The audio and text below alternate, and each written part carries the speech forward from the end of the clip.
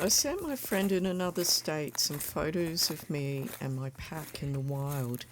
She commented that she thought I was incredibly brave for hiking and camping alone.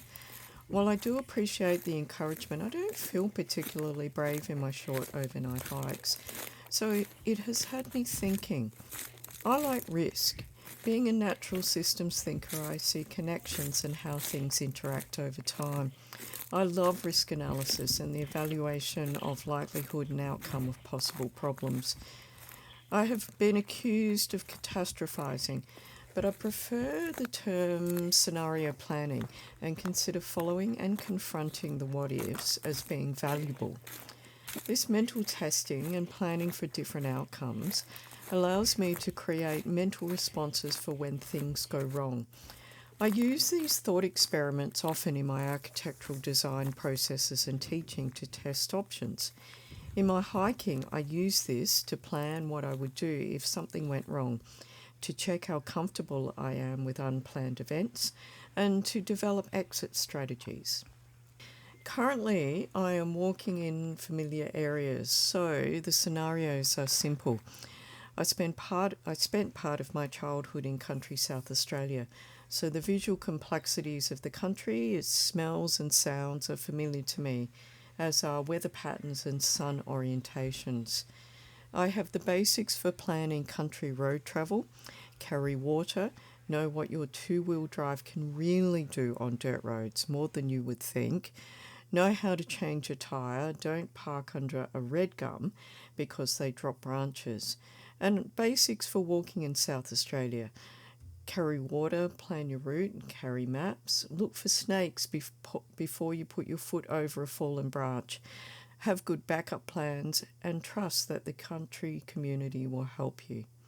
I learnt all of this before mobile phones, so feel comfortable being without instant communication. However, I don't have the same taken for granted knowledge of other places and have made mistakes. I never felt confident reading the weather patterns when I lived in Scotland. I also failed leave no trace principles in my early 20s when, after some particularly daft decisions, I deposited 7 centimetres of my left shin on New Zealand's Franz Josef Glacier. I can see how I might look brave to others, and it is lovely to get reinforcement about this.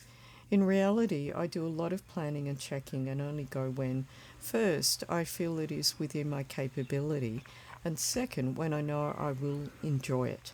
I'm not hardcore. I hike on marked tracks, I carry a PLB and SATCOMs, and a seriously heavy remote first aid kit. I have bad days too. The photos I share don't show these days.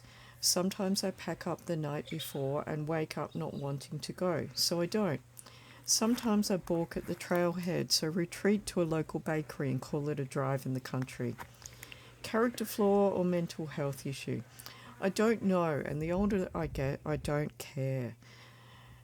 I'm more at ease with being a messy human.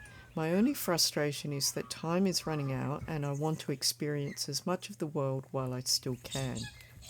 I also think I am lucky enough to have experienced fragility. This has been through choice and imposed on me, including one very dangerous near-death experience, not the glacier. I've learned 2 things from this. The first is that it is possible to recover and thrive, albeit changed. The second is that through these experiences with fragility of mind and body made explicit, I know my limits are much more distant than what I had expected.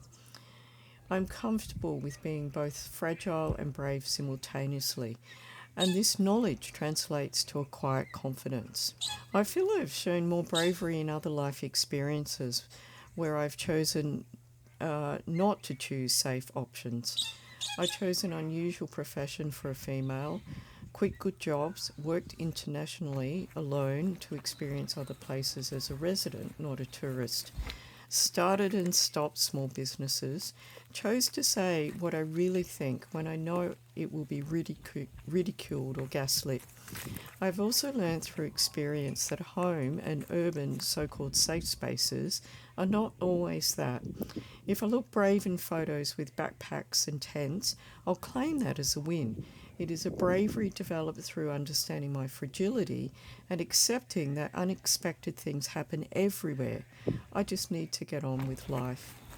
Of course, my bravery is nothing when compared to those currently dealing with war, famine, authoritarians, and loss of home.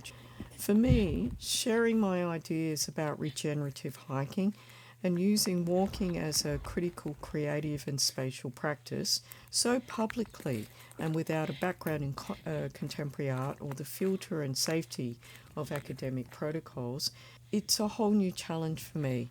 The outcomes are difficult to visualise. It is risky, I feel fragile, but also brave, and excited at where this might go.